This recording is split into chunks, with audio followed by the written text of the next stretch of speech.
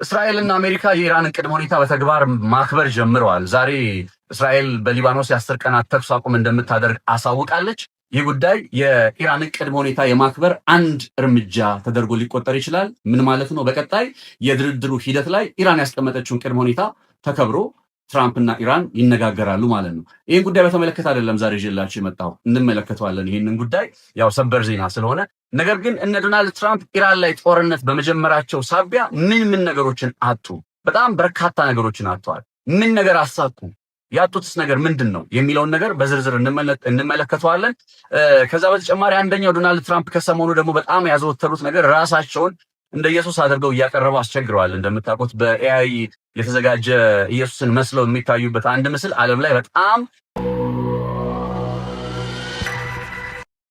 የአሜሪካው ፕሬዝዳንት ዶናልድ ትራምፕ የሆርሙዝ ሰርጥን እንደሚዘጉ ያስታወቁት ባለፈው እሁድ ሌሊት 8 ሰዓት አካባቢ ነበረ። ነገር ግን ይህንን ጉዳይ በትሩዝ ሶሻል ገጻቸው ላይ ከማስታወቃቸው በፊት ቀደም ብሎ በነበሩ ሰዓታት ውስጥ እጅግ በጣም አወዛጋቢ ጉዳዮችን አንስተዋል። ይህን አወዛጋቢ ጉዳያቸውን ዛሬም በዕለተ ሐሙስ ደግመውታል። ባሳለፍነው እሁድ ያነሱት አወዛጋቢ ጉዳይ ዶናልድ ትራምፕ በአርቲፊሻል ኢንቴሊጀንስ አማካኝነት የተዘጋጀ እሳቸውን እንደ ኢየሱስ ክርስቶስ አድርጎ የሚያቀርብ አይነት የፎቶግራፍ ምስልን ማዘጋጀታቸውና እሱም መልቀቃቸው ሲሆን ከዛ ይህንን ምስል ከለቀቁት በኋላ ጥቂት ቆየት ብለው ደግሞ ከሰዓታት በኋላ ሊባል በሚችል መልኩ በጣም ከፍተኛ ተቃውሞ በመምጣቱ ሳቢያ ይህንን የአርቲፊሻል ኢንቴሊጀንስ ምስል አጥፍተውታል። እንደ ኢየሱስ ሆነው የሚታዩበትን አይነት ምስል ማለት ነው። ይህንን ካደረጉ በኋላ ደግሞ በዛሬው ዕለት ይህንን ካደረጉ በኋላ መሀል ላይ ሰጥተውት በነበረ አስተያየት ጋዜጠኞች የፎቶግራፉን ጉዳይ በተመለከተ ጥያቄ አቅርበውላቸው እኔ ፎቶግራፉን እንደ ኢየሱስ ክርስቶስ ለመሆን ብዬ ሳይሆን ነገር ግን የቀይ መስቀል ሰራተኛ መስዬ የሕክምና ስራ እየሰራሁ እንደ ዶክተር ሆኜ የምታይበት አይነት ምስል ነው። ነገር ግን ሐሰተኛ ዜና የሚያሰራጩ እንደ ኢየሱስ ክርስቶስ ሆኖ ቀረበ በማለት መረጃውን አጋርተውብኛል በማለት ጉዳዩን ለማንኳሰስ ወይም ለማጣጣል ሞክረዋል። ግን ምስሉን በጎናችሁ እንደምትመለከቱት ነው አይደል? ፊት ለፊት እንደሚታየው ምስሉ በእርግጥ ዶናልድ ትራምፕ በዚህ ምስል ላይ የቀይ መስቀል ሰራተኛ ዶክተር ነው የሚመስሉት ወይስ ኢየሱስን ነው የሚመስሉት የሚለው ጉዳይ በግልጽ የሚታይና የምንረዳው ነው። የሆነ ሰማያት ተከፍተው እሳቸው ቀይ ነገር ለብሰው ቀይ የሆነ መሲሐዊ የሚመስል አይነት ገጽታ የሚሰጣቸውን አይነት ሁኔታ ተላብሰው ከዛ ጋደም ላለ ሰው ላይ እጃቸውን ጭነው ነው በዚህ ምስል ላይ የሚታዩት እና ይሄ ጉዳይ በጣም ከፍተኛ ተቃውሞ ከሳቸው ደጋፊ ከሚባሉ በትራምፕ የምርጫ ሂደት ላይም ከፍተኛ አስተዋጽኦ የሚያበረክቱ የትራምፕ አሸናፊነት የጀርባ አጥንት በሚባሉ አጥባቂ የአሜሪካ ሃይማኖተኞች ዘንድ ኮንዘርቫቲቭ በሚባሉት ከፍተኛ ተቃውሞ አስተናግደውበታል። ታዲያ ይህንንም ምስል እንዳልኳችሁ ከሰዓታት በኋላ አጥፍተውታል። ነገሩ ግን በዛ ቢያበቃ ጥሩ ነበረ። ዶናልድ ትራምፕ በዛሬው ዕለትም ከጎናቸው ኢየሱስ ክርስቶስን አድርገው በኢየሱስ ክርስቶስ ትከሻ ላይ ደገፍ ብለው የሚታዩበትንና ዛሬም ከቀደመው የተለየ የሚያደርገው የዛሬውን ምስል ምንድን ነው? እሳቸው እንደ ኢየሱስ ሳይሆን የኢየሱስ ትከሻ ላይ እንደተደገፉ አድርገው አይነት ነው ምስሉን ያሰራጩትና ምናልባት እነዚህ ነገሮች ዶናልድ ትራምፕ የሚያደርጉት ለምንድን ነው?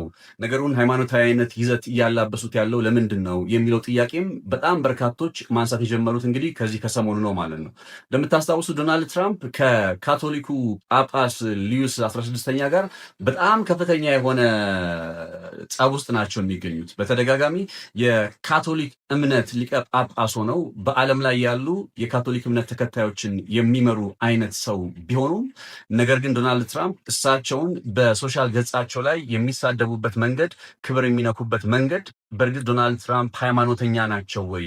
ምክንያቱም በተደጋጋሚ እንዳየነው በነጩ ቤተመንግስት ውስጥ በጣም በርካታ ሃይማኖታዊ ነገሮች ሲከናወኑላቸው አይተናል እና ከዛ አንጻር የምንጠብቀውም በዛ ሪፕሬዘንት አድርጌዋለሁ በሚሉት ሃይማኖት ደረጃ ሆነው የሌላውን ሃይማኖት እንዲያከብሩ ነው። የካቶሊክ እምነት መሪ የሆኑትን ሊዩስን ፖፕ ሊዩስን በዚህ ደረጃ ክብር ነክ የሆኑ ሀሳቦች ማጋራት በጣም ከዶናልድ ትራምፕ የማይጠበቅ መሆኑን የሚያነሱ በርካቶችም እነ ዶናልድ ትራምፕ ነገሩን ሃይማኖታዊ ቅርጽ አላብሰው ሃይማኖቶችን በዚህ ደረጃ ዲስሪስፔክት እያደረጉ እየናቁ ለምን መቀጠል ፈለጉ የሚለውን ነገር የሚያነሱ እየሆኑ ይገኛሉ። የካቶሊኩ ፖፕ ሊዩስ ታዲያ ለዚህ የዶናልድ ትራምፕ እንግዲህ ተደጋጋሚ ዘለፋ በአንድ አጋጣሚ ላይ ሲመልሱ ምን አሉ? እኔ የዶናልድ ትራምፕ አስተዳደርንም ሆነ እንግዲህ እሳቸው ዶናልድ ትራምፕን እኔ የወንጌልን ለመናገር ዶናልድ ትራምፕንም ሆነ የእሳቸውን አስተዳደር የምፈራ አይነት ሰው አይደለሁም። ወንጌልን እናገራለሁኝ። ወንጌል የሚለው ሰላምን የሚያደርጉ የተባረኩ ናቸው የሚለውን ጉዳይን በመጥቀስ ጭምር የእሳቸው ዋነኛ ስራ ፖለቲካዊ ፖሊሲዎችን የመቀየር የውጭ ግንኙነት ፖሊሲዎችን የመምራት ትራምፕ እንደሚለው ማለት ነው የውጭ ግንኙነት ፖሊሲዎችን ዳይሬክት የማድረግና የማስመር አይነት ጉዳይ ሲሆን ወንጌልና ወንጌል ብቻ ነው። ወንጌል ደግሞ ሰላም ነው። ስለዚህ ስለ ሰላም ከመናገር ወደኋላ አልልም በማለት ነው እንግዲህ የካቶሊኩ ፖፕ ሊዩስ ለትራምፕ ዘለፋ ምላሻቸውን የሰጡት። እንደዛም ሆኖ ግን አሁንም ስቲል ዛሬም ጭምር ዶናልድ ትራምፕ እነዚህ የካቶሊክ ሃይማኖት አባቶችን የተመለከተ ጉዳዮችን ማጋራቱን ቀጥሏል። እርግጥ ነው ዶናልድ ትራምፕ ብቻ አይደለም በዚህ ከሃይማኖት ጉዳይ ጋር ተገናኝቶ መቼስ ብዙ ነገሮችን እያሳየን ነው። ይሄ የኢራኑ ጦርነት አይደለ? የእስራኤሉ ጠቅላይ ሚኒስትር ቤንያሚን ኔታንያሁ ከሳምንታት በፊት ኢየሱስ ክርስቶስን ጀንጂስ ካን ከሚባል የሞንጎሊያ ንጉስ የነበረና በዓለም ላይ በጣም ከፍተኛ በጭካኔው የሚታወቅ ሩዝለስ የሚባል አይነት ሰው ነውና ቤንያሚን ኔታንያሁ ኢየሱስ ክርስቶስ ጀንጂስ ካን በነበረበት ጊዜ ላይ ቢኖር ኖሮ ይሸነፍ ነበር የሚል አይነት አስተያየትንም ሰጥተው እንደነበር አንዘነጋም። እንዲህ ሃይማኖትን የመንካት ሃይማኖትን ክብር የማዋረድ ዝቅ የማድረግ ሁኔታ ለምንድን ነው ከነዚህ ከሁለቱ መሪዎች እያየን ያለ ነው? ከእስራኤሉ ጠቅላይ ሚኒስትር ቤንያሚን ኔታንያሁና አሁን ደግሞ ከዶናልድ ትራምፕ እያየን ያለ ነው ለምንድን ነው የሚለውን ነገር በጣም መጠየቅ እንዳለበት በርካቶች እያነሱ ነው። እናንተ ለምን ይመስላችኋል? እስኪ ሀሳቦቻችሁን በኮመንት መስጫው ላይ አስቀምጡልኝ። እንደ ጥቅል ግን ይሄኛው የገባሁበትን እንግዲህ ያቀረብኩላችሁ መረጃ የኢራን ጦርነት ከጀመረ በኋላ እየተመለከትን ያለ ነባሪያ ሁኔታ በመሆኑ ይህ ጦርነት እንግዲህ 7ኛው ሳምንት ላይ ይገኛል። 47ኛው ቀን ላይ ይገኛል። በእነዚህ 47 ቀናት ውስጥ እነ አሜሪካ ምንድነው ሉዝ እያደረጉ የሚገኘው? እነ ዶናልድ ትራምፕ ምንድነው ሉዝ እያደረጉ የሚገኘው በዚህ ጦርነት ምክንያት የሚለውን ነገር በተመለከተ ዝርዝር ነገሮችን ይዤላችሁ መጥቻለሁ። የመጀመሪያው ቀደም ብዬ እንዳልኳችሁ በዛው በሀገር አሜሪካ ዶናልድ ትራምፕ ላይ እየመጣ ያለ ተቃውሞ አለ። እነ ዶናልድ ትራምፕ የሌላውን ሃይማኖት ካለማክበራቸው ጋር ተያይዞ ራሳቸውን እንደ ኢየሱስ እያስመሰሉ ከማቅረባቸው ጋር ተያይዞ እንግዲህ በዚህ የጦርነት ሂደት ላይ ነው ማለት ነው በጣም የእሳቸው በምርጫ አሸናፊነት ላይ ቀደም ብዬ እንዳልኳችሁ የጀርባ አጥንት የሚባሉት ኮንዘርቫቲቭ የሚባሉት ማህበረሰቦች፣ ዋይት ኢቫንጀሊስቶች፣ ካቶሊኮች የመሳሰሉቱ የእሳቸው የሚሰጡትን ድጋፍ ጥያቄ እያነሱበት ነው። እንደምታውቁት ከ6 ወር በኋላ በአሜሪካ ምርጫ ይከናወናል። የመካከለኛው ጊዜ ምርጫ ማለት ነው። በዛ ምርጫ ላይ የሴኔትና የኮንግረስ ምክር ቤቶች ተወካዮች ሊቀየሩ የሚችልበት እድል አለ። በሴኔትና በኮንግረስ ውስጥ አሁን የሪፐብሊካን ሰዎች ናቸው አብዛኛውን ወንበር የያዙት። በ6 ወር በኋላ በሚከናወን የምርጫ ሂደት ላይ ግን ምናልባትም ያንን አብዛኛውን ብልጫ አግኝተው የመቀጠላቸው ጉዳይ አጠራጣሪ እንዲሆን ያደርግባቸዋል ይባላል። ስለዚህ አንደኛው እነ ዶናልድ ትራምፕ በዚህ የጦርነት ሂደት ላይ እያጡት ካለው ነገር ውስጥ ሊጠቀስ የሚችለው ይኸው የውስጥ ድጋፋቸውን ጠንካራ የእሳቸው ደጋፊ የሚባሉ አካላት አሁን ለእሳቸው ፊታቸውን እያዞሩ የመምጣታቸው ጉዳይ ነው። ሌላኛው ነገር ደግሞ በጣም የነ አሜሪካ አጋር የሚባሉ ሀገራት አሉ። እንደምታውቁ የአውሮፓ ሀገራት የአሜሪካ አጋር ናቸው እና በዚህ የጦርነት ጊዜ ላይ እንደምታውቁት የሆርሙዝ ሰርጥን ለማስከፈት ጥረት ሲያደርጉ በነበረበት ጊዜ ዶናልድ ትራምፕ እርዳታ ፈልገው ነበረ ከአውሮፓ ሀገራት፣ ከዩናይትድ ኪንግደም፣ ከኔቶ አባል ሀገራት። ግን በምታውቁትና ያው ግልጽ በሆነ መልኩ ሁሉም የኔቶ አባል ሀገራት ራሱ ኔቶም ጭምር ለዶናልድ ትራምፕ ወታደራዊ ድጋፍ እንደማያደርግና ይህ ጦርነት የኛ ጦርነት አይደለም፣ መጀመሪያ ወደዚህ ጦርነት ስትገቡ አላማከራችሁንም፣ ስለዚህ አሁን ላይ ወደዚህ ጦርነት እኛ ልንገባ ልንሳብ የምንችልበት ምንም ምክንያት የለም በማለት ለነ ዶናልድ ትራምፕ ጀርባቸውን ሰጥተዋል።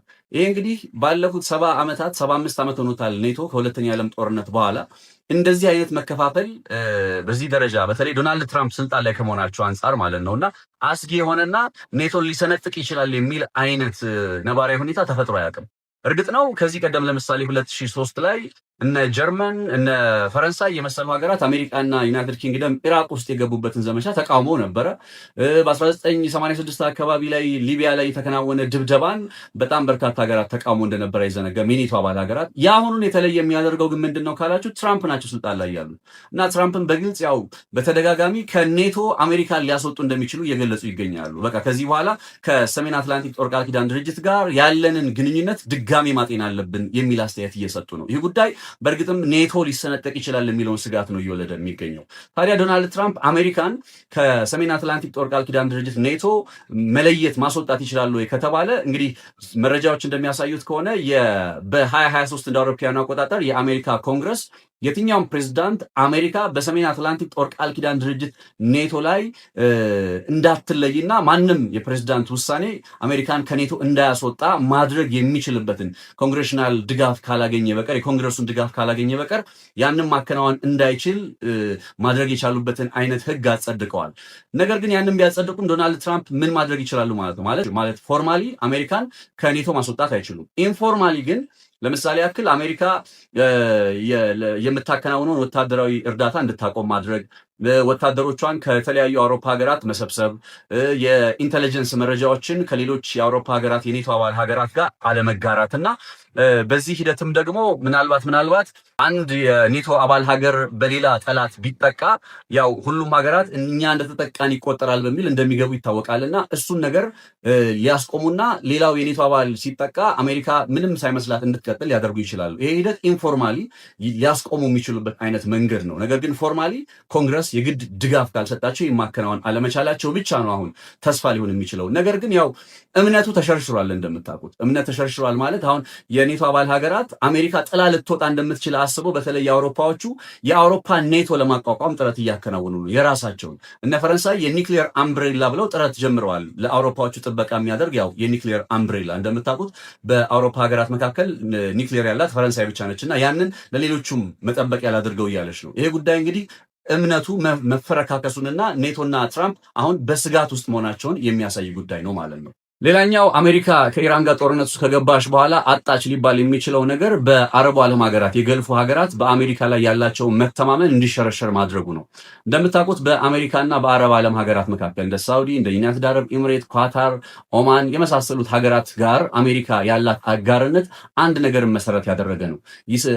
በ1970ዎቹ በሳውዲና በአሜሪካ መካከል የተፈረመውን በሚስጥር የተፈረመውን የፔትሮ ዶላር ስምምነት ትላንት ነግሬያቸዋለሁኝ። ያ ስምምነት ያው ሳውዲ አረቢያ ነዳጇን ከሸጠች በኋላ በአሜሪካ ዶላር ከሸጠች በኋላ ያገኘችውን ዶላር ወደ አሜሪካ ኢንቨስት እንደምታደርገው በብድር መልክ ኢንቨስት እንደምታደርገው ሁሉ አሜሪካ በምላሹ እንድትሰጣቸው ይጠበቃል። የሴኩሪቲ የደህንነት ዋስትና እንድትጠብቃቸው ይጠበቃል ማለት ነው። ታዲያ በዚህ ከኢራን ጋር በተገባበት ጦርነት ግን አሜሪካ የአረቡን ዓለም ሀገራት መጠበቅ እንደማትችል አሜሪካ እነዚህን ሀገራት ለመጠበቅ አቅሙ እንደሌላት ምክንያቱም ከኢራቅ ጀምሮ እነ ኳታር፣ እነ ኩዌት፣ ሳውዲ አረቢያ፣ ኦማን፣ ዩናይትድ አረብ ኤምሬት ሁሉም በዚህ በገልፉ ቀጠና ያሉ ሀገራት ሁሉ በኢራን ተከታታይ የሆነ ጥቃቶች በጣም ከፍተኛ ጉዳት ደርሶባቸዋል። የውሃ ዲስታሌሽን ሴንተርስ የሚባሉት ጭምር አደጋ ውስጥ የሚገቡበት ሁኔታ ተፈጥሯል። በምን ምክንያት? በዚህ ጦርነት ምክንያት። ስለዚህ እነዚህ ሀገራት አሁን እኮ አንደኛ አቋማቸው ጦርነቱ ቶሎ ይቁምልን የሚል አይነት በጋራ ሆነው እንቅስቃሴ የመጀመር ሀሳብ አለ የሚባለውም ለዚህ ነው። ቢኮዝ አሜሪካ እጠብቃቸዋለሁ ብላ ከነሱ ጋር ስምምነት አድርጋ የነሱን ዶላር በቀጥታ ወደ እሷ ባንክ እንዲያስገቡ ብታደርግም በተግባር በተጨባጭ ግን ከኢራን ጥቃት አልጠበቀቻቸውም። ኢራን ስጋት ሆናባቸዋለች፣ ስጋት ደግናለች። እንዴት ነው ከዚህ በኋላ በሚኖር ጊዜ እነዚህ የአረቡ ዓለም ሀገራት የገልፉ ሀገራት አሜሪካን ደህንነታችንን ታስጠብቅልናለች ብለው ተማምነው የሚቀጥሉት? ስለዚህ በዚህ በኢራኑ ጦርነት ጋር የተገባበት 7 ሳምንት በሞላው ጦርነት ሌላው አሜሪካ አጡ ሊባል የሚችለው ጉዳይ ይሄ የአረቡ ዓለም ሀገራት በአሜሪካ ላይ ያላቸው መተማመን መሸርሸሩ ነው። ከዚህ ጋር ተያይዞ እንደ ቻይናና እንደ ሩሲያ የመሰሉ ሀገራት ደግሞ የአሜሪካን ደካማ ጎን ስስብልቷን መለየት የቻሉበት ጦርነት ነው። ምክንያቱም እንደ ኢራን የመሰለ ሀገር ባለፉት በርካታ ዓመታት በከባድ የኢኮኖሚ ማዕቀብ ውስጥ የመጣ ሀገር አሜሪካ ላይ በዚህ ደረጃ አደጋ መደገን፣ ስጋት መደገን የሚችልበት አይነት ነባራዊ ሁኔታ በግልጽ ስለታየ ከዚህ የተማሩት ቻይናና ሩሲያ ደግሞ በቀጣይ ሌላው ጥረት ከአሜሪካ ጋር ቢፈጠር ምን ማድረግ እንዳለባቸው ጭምር ይሄ ጦርነት አስተምሯቸዋል ሊባል ይችላል። ስለዚህ የዚህ ጦርነት ሌላው አሜሪካ ላይ አደረሰ ሊባል የሚችለው ኪሳራ የአሜሪካን ስስብልት ዊከስት ፖይንቷን በግልጽ ለነ አሜሪካ አጋልጦባቸዋል ይባላል። ሌላኛው አሜሪካ በዚህ ጦርነት ላይ አጣች ከተባለ ሊገለጽ የሚችለው ነገር ነው። እንደምታውቁት ምንም ግቦቿን አላሳካችም እስካሁን። የኒክሌር የበለጸገ ዩራኒየም ጉዳይ ስቲል ያ የበለጸገ ዩራኒየም እስከ 500 ኪሎ ግራም የሚጠጋው ዩራኒየም የት ነው ያለው? ኢራን ውስጥ ነው ያለው።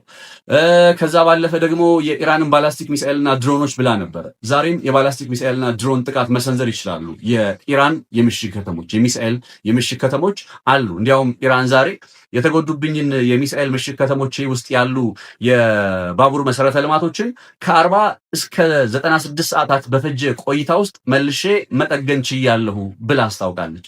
ድጋሚ እየጠገነች ነው። ለቀጣይ ጦርነት የተዘጋጀች ነው ሀገሪቱ። ስለዚህ እነ ትራምፕ ምንድን ነው ያሳኩት? የባላስቲክ ሚሳኤሉን ከማክሸፍ አንጻር ምን አሳኩ? ምንም። የአገዛዝ ለውጥ እናከናወናለን ብለው ነው የገቡት። ኢራን ውስጥ የአገዛዝ ለውጥ አይደለም የተከናወነው። አያቶላህ አሊ ካሚኒ ነበሩ። እሳቸው ሲገደሉ የእሳቸው ልጅ ሙሽታባ አሊ ካሚኒ ተተካ። አባት ልጁን ተካ። ይሄ የአገዛዝ ለውጥ አይደለም። ይሄም ሌላኛው ያልተሳካ የእነ አሜሪካ አካሄድ ነው። የሆርሙዝ ሰርጥን እናስከፈት ይላሉ። የሆርሙዝ ሰርጥ አሜሪካ ጦርነት ከመጀመሯ በፊት መቼ ተዘጋ? ይሄ የሆርሙዝ ሰርጥ እኮ የተዘጋው አሜሪካ ጦርነት ስትጀምር ነው። ስለዚህ የሆርሙዝ ሰርጥን እናስከፈት የሚለው ጉዳይ መጀመሪያ ያለበት የሆርሙዝ ሰርጥ የተዘጋው በእናንተ ምክንያት ነው። ስለዚህ እናንተ ጦርነቱን ስታቆሙ ነው የሚከፈተው የሚል አይነት መልስ ነው ሊኖረው የሚችለው እና ከዩራኒየሙም አንጻር ከኒክሌሩም አንጻር ከአገዛዝ ለውጥ አንጻር ኢራን የባላስቲክ ሚሳኤሎች አንጻር ሁሉን ነገር ካያችሁት ስቲል ያሳካችሁ ነገር የለም። አለማሳካት ብቻ ሳይሆን ደግሞ በጣም በርካታ ነገር የዘረዘርኩላችሁን አታለች። አሜሪካ ውስጥ ከፍተኛ ተቃውሞ እየገጠማቸው ነው። በቀጣዩ ምርጫ ሊሸነፉ ይችላሉ። የሴኔቶችና የኮንግረሶች ምርጫ ሲከናወን በቃ በምክር ቤቶቹ ላይ ያለው የእሳቸው ደጋፊ ወንበር ቁጥር ያንሳል ይባላል። ይሄ አንድ ኪሳራ ነው። አጋር የሚባሉ ሀገራት ኢቭን ከኔቶ ጋር እስከ መሰንጠቅ አደጋ ተደግኖበታል የሚል ነገር ነግሬያቸዋለሁ። የአረቡ ዓለም ሀገራት የገልፉ ሀገራት በአሜሪካ ላይ ያላቸው መተማመን ተሸርሽሯል። እነ ቻይና እነ ሩሲያ የአሜሪካን ደካማ ጎን ተመልክተዋል። ሶ ምንድነው እና አሜሪካ ያሳኩት? አፍተር ኦል ዲስ ምንም። መሰረታዊ ጉዳዩ ይሄ ነው። ለዛ ነው እና አሜሪካ ራይት ናው ድርድር አድርገው ከኢራን ጋር ወደ መስማማት መምጣት አማራጫቸው አይደለም፣ ግዴታቸው ነው። ለዚህ አንድ አሪፍ ማሳያ መሰላችሁ። ከሁለት ቀን በፊት ምናምን ሰርቼላችሁ በነበረ አንድ ዘገባ ላይ እንደ ኢራን ማለት እስራኤል የኢራንን ቅድመ ሁኔታ አከበረች ብያችሁ ነበር። ዛሬ በተጨባጭ በተግባር እስራኤል ለ10 ቀናት ያክል በሊባኖስ ተኩስ አቁም እንደምታደርግ ትራምፕ ይፋ አድርገዋል። ምን ማለት ነው? እነ ትራምፕ ከኢራን ጋር ወደ ድርድር ጠረጴዛ ከመሄዳቸው በፊት ኢራን እንደ ቅድመ ሁኔታ ያስቀመጠችው አንዱ ነገር በሊባኖስ የሚከናወነው ጦርነት ይቁም ነበረ። እሱን ጉዳይ አረጋግጠው ጦርነቱ በተኩስ አቁም እንደሚገታ ዋስትና ይዘው ነው አሁን ወደ ኢራን ጋር የሚቀርቡት። የኢራንን ቅድመ ሁኔታ አክብረው አይደለም አሜሪካ፣ እስራኤልም ጭምር ነች ራይት ነው የኢራንን ቅድመ ሁኔታ ያከበረችው። ለምን ሌቨሬጅ በቃ በድርድር ጠረጴዛ ላይ አፐር ሃንዱን ስቲል የያዘችው ኢራን ነች። የሆርሙዝ ሰርጥን በመዝጋት እና አሜሪካ አፐር ሃንዱን ወይም ሌቨሬጁን የመደራደሪያ ነጥቡን ወደ እነሱ ሊመልሱ ጥረት አድርገው ነበር። ሆርሙዝ ሰርጥን በኢራን ላይ ዘግተናል ሲሉ ኢራን ምን አለች? የቀይ ባህርን እዘጋዋለሁ አለች። ማድረግ ደግሞ ትችላለች። ከእስራኤል ጋር በነበረው ጦርነት የሀውቲ ቡድን እንዴት እስራኤልን አደጋ ውስጥ አስገብቶ የቀይ ባህርን ቀጠና እንዴት እንደዘጋ የምናስታውሰው ነው። ቀይ ባህርንም መዝጋት ይችላሉ። እነሱ ስለ ሆርሙዝ ሰርጥ ሲያስቡ እነ ትራምፕ፣ ኢራን ደግሞ ስለ ቀይ ባህር ጉዳይ አመጣች። የሌቨሬጅ ጉዳይ የመደራደሪያ ነጥቡ ጉዳይ አሁንም በማን ነው? በኳሷ ያለው በኢራን እጅ ነው። ዛስ ዋይ ኢራን ስትራቴጂካሊ አሸንፋለች የሚባለው ማለት ነው። እና በድርድር ሂደቱ ላይም ፍላጎቷን ከማክበር ወደኋላ ላይሉ እንደሚችሉ ነው በመገለጽ ላይ የሚገኘው። ለማንኛውም ዛሬ ከተሰማ ቤት ጉዳዮች መካከል ይሄኛው ነው። በተለይ የእስራኤል እና የሊባኖስን ጉዳይ በተመለከተ ዝርዝር መረጃ ከፈለጋችሁ ከትላንት በስቲያ የሰራሁት ቪዲዮ አለ። እሱን መለስ ብላችሁ ልትመለከቱ ትችላላችሁ ማለት ነው። አብራችሁ ስለነበራችሁ በጣም አመሰግናለሁ። ቻናሉን ሰብስክራይብ ማድረጋችሁ እንዳይዘነጋ። ሬሲቲ ፖስት ላይ ነፃነት ላቀው በዚህ መልኩ በየዕለቱ ከእናንተ ጋር ቆይታ ያደርጋል። መልካም ጊዜ ይሆንላችሁ።